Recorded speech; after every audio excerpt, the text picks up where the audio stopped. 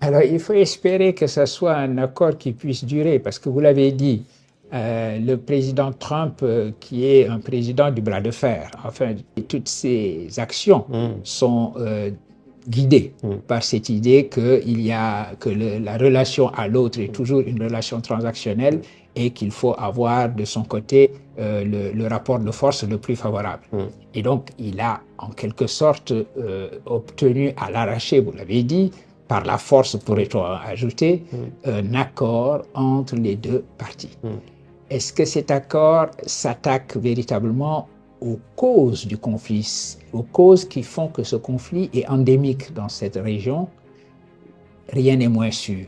Par conséquent, il faut espérer que cela dure, parce que là encore, nous avons eu des spectacles d'atrocités absolument insupportables. L'inhumanité aussi a véritablement trouvé son lieu dans cet espace meurtri. Espérons que cela puisse durer, espérons que les raisons profondes de ce conflit puissent disparaître, puissent être contenues, puissent être résolues dans le bon sens pour que cette paix puisse être une paix pérenne. Oui. Il y a un autre fait marquant également dans la zone du Sahel en 2025, le retrait effectif donc, du Burkina Faso, du Mali et du Niger de la CEDEAO le 29 janvier 2025.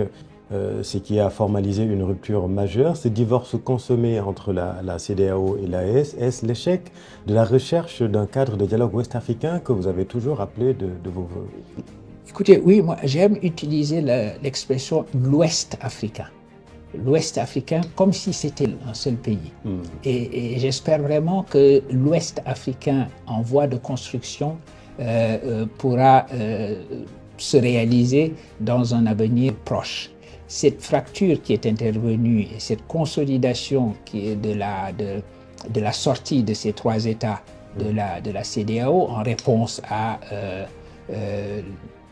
la politique de la CEDEAO qui consistait à dire que notre région ne devait plus connaître de coup d'État militaire et qu'en cas de coup d'État militaire, évidemment, il y avait des sanctions qu'il fallait prendre. La réaction a été une forme de fuite en avant, sortie des trois pays, consolidation des liens qui sont les leurs en ce moment, qui sont des liens construits au fond sur la réactivité à la CEDEAO. Et ceci est un drame, parce que la CEDEAO, parmi les 5 régions qui avaient été définies par l'Union africaine comme étant des régions qui devaient s'intégrer le plus rapidement possible pour que, à partir de l'intégration de ces 5 régions, on puisse passer à une phase qui serait la phase de constitution d'une Union africaine allant dans le sens de ce que quelqu'un comme Kwame Nkrumah a appelé les États-Unis d'Afrique ou quelqu'un comme Léopold Sédar Senghor. Chez ces deux-là, on trouve cette expression des États-Unis d'Afrique comme étant l'horizon que notre continent doit offrir à sa jeunesse. Tout recul de ces régions est un drame parce que c'est un recul par rapport à cet objectif majeur qui est la constitution des États-Unis d'Afrique. L'AES sortant de la CEDEAO, c'est un recul majeur parce que nous ne construirons l'Ouest africain qu'avec la CEDEAO. Ce n'est pas vrai que l'AES serait l'embryon d'une autre forme d'union de l'Ouest africain. La véritable direction, me semble-t-il, à prendre, c'est la direction qui va consister à peser sur la CEDEAO telle qu'elle est pour faire en sorte que cette CEDEAO porte à sa réalisation, réalise la promesse dont cette CEDEAO est porteuse. Et il est heureux que notre pays aujourd'hui ait les responsabilités qui sont les siennes dans la CEDEAO. Puisque notre pays est relativement proche aussi, à l'oreille, me semble-t-il, des pays de l'AES, la mission qui avait été la nôtre, d'ailleurs, qui a toujours été la nôtre, d'essayer de faire en sorte que l'AES rejoigne la CEDEAO, se réinscrive dans cet espace naturel qu'est l'Ouest africain,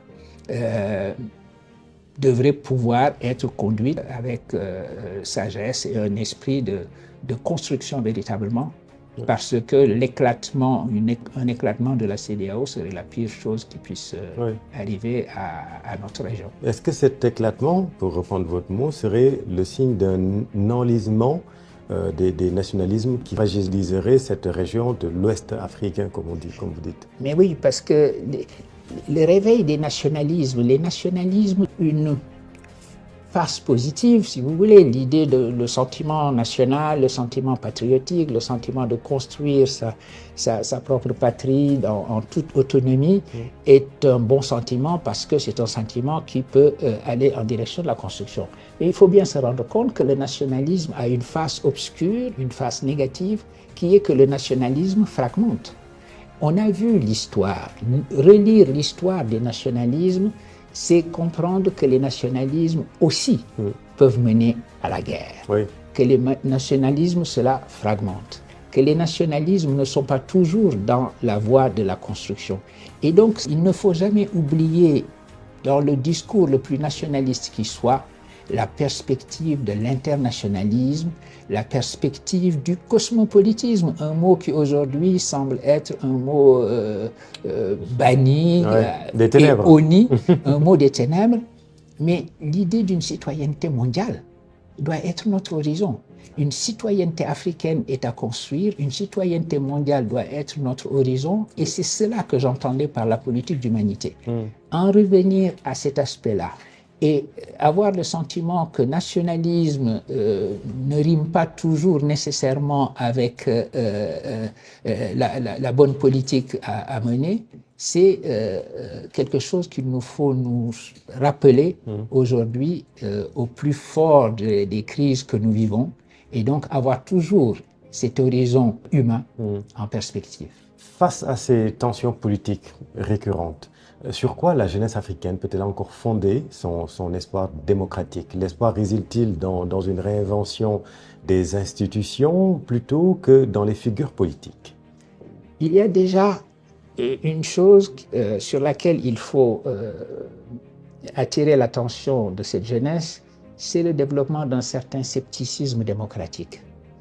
Nous avons connu au début des années 90, les décennies 1990 ont été des décennies des grandes transitions démocratiques, où on a eu le sentiment que l'horizon démocratique était un horizon important et que notre jeunesse devait s'engager dans la voie de la démocratisation qu'avait connue notre continent. Il faut se souvenir que les années qui ont précédé ont été des années qui ont été caractérisées comme étant une période où l'Afrique était le continent oublié de la démocratie et oublié des droits humains.